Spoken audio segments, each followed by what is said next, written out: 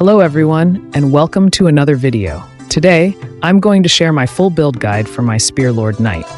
Before we begin, I just want to remind you that this is a free-to-play build, and everything is based on my own preferences, playstyle, and the build I personally like. So, shall we begin? Let's start with my stats. As you can see, I'm focusing on the raw stats: strength, vitality, and dexterity. This is because these stats are important for maximizing the passives you can obtain from the swordsman class. For the other stats, I'm trying to balance them out since I'm lacking in crit damage, but that's alright. I think pushing my equipment enhancements and refinements further could help me reach at least 2,000 crit damage. As for physical bypass, 3,000 is enough for me, and I'll focus on increasing my crit because the higher the crit, the more often it triggers. However, even without crit, I can still deal high damage thanks to my high physical attack. My fast comes entirely from my dexterity stat, and for me, it's enough because I've met the condition for the full stack of the 4-piece Unity set. If you're wondering what set I'm going to use, I'm still undecided, but it's either the full Unity set or a mix of 2 pieces from the Unity set and 2 pieces from the Wild Fury set. I'm leaning toward Wild Fury to increase my crit damage. Let me know in the comments what level 70 set you're using. Now, let's check the enchantments on my equipment. First, my weapon.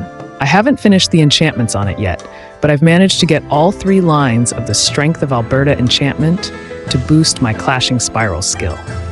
For the uniqueness of my build, both my talisman and 2 accessories are also enchanted with dexterity, which is also Alberta enchantment. This is my only source of dexterity, and it's enough to reach a total of 406 dexterity. For my armor equipment, they all have level 15 vitality with the Prontera enchant. My dummy set with the Alberta enchantment is still in progress, which is why I haven't switched to it yet. Once that's done, I might be able to reach 1 million HP. Let's proceed to my stat points. I prioritize strength first, followed by dexterity, and then vitality, as these are the most commonly used stats for a Spear Knight. Next, let's proceed to my skill set. For the swordsman skills, I've maxed out Slash because it has a very low cooldown, making it useful for maintaining skill rotation.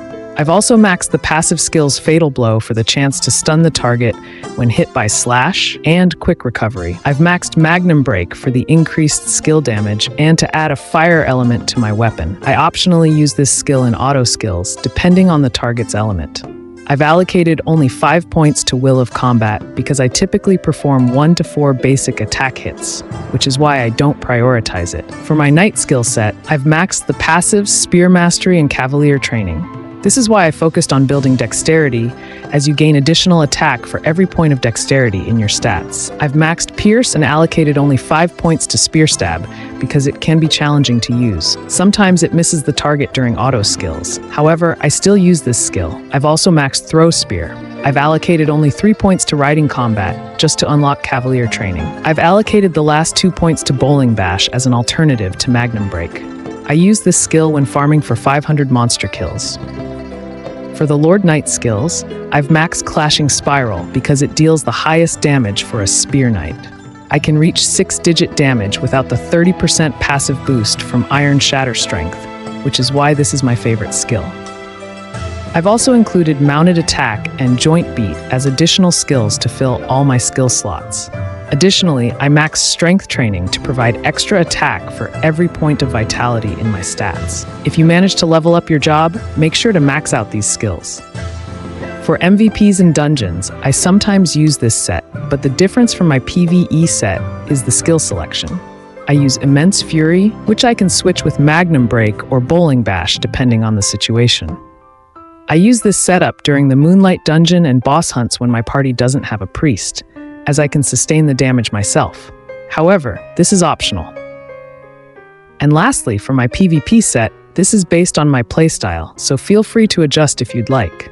The stat points are the same as before, but you can shift more into Vitality if you want to be tankier in KVM. For my skill set, I use Slash for its chance to stun the enemy, which is really useful due to its low cooldown. Next is Joint Beat, which I use for its debuff effect on enemies. Charge Attack is my go-to skill for chasing enemies from behind, and it's my favorite PvP skill because of its stun and ability to make strategic plays. I also use Magnum Break for the fire enhancement to my weapon and its area of effect damage. Pierce and Clashing Spiral are my main single target damage skills because of their high burst damage. Throw Spear gives me long range damage, and Mounted Attack is single target damage skill that also reduces the enemy's attack speed. I've removed Spear Stab from this build because I don't want to knock enemies away from me, which is why I don't use it. As I mentioned, you can adjust the skills based on your playstyle. You can use Immense Fury and Weapon Parry if you want to increase your damage output and sustain yourself better in PvP. Based on my skill set, this build is focused on DPS, which I highly recommend for dealing burst damage to snipers and mages. With good positioning, you can easily secure a win. And for the last part, the most requested by all of you, is my cards.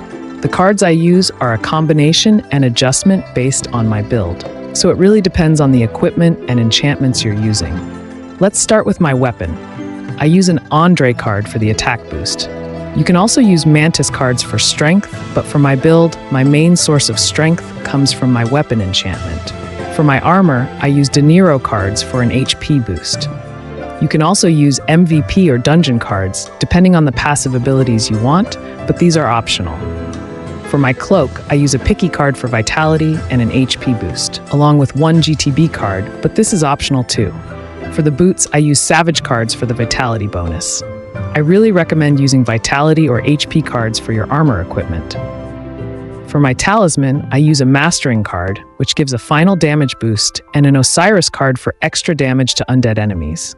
If you don't have these, it's optional. You can use crit cards or physical bypass cards for the talisman as well. Finally, for my accessories, I use an Ant Egg card for the physical bypass boost and a Plague Mist Holden card for poison damage, which is great in PvP. As for my card blessings, they're not complete yet as I'm still working on them. My goal is to get Gladiator for Demi-Human, Pulse for Ghost monsters, Burial of Thirst for undead monsters, and Avalanche for earth monsters.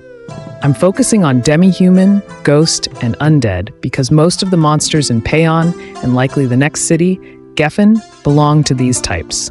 The Avalanche blessing is for MVP hunts like Miner and Frioni.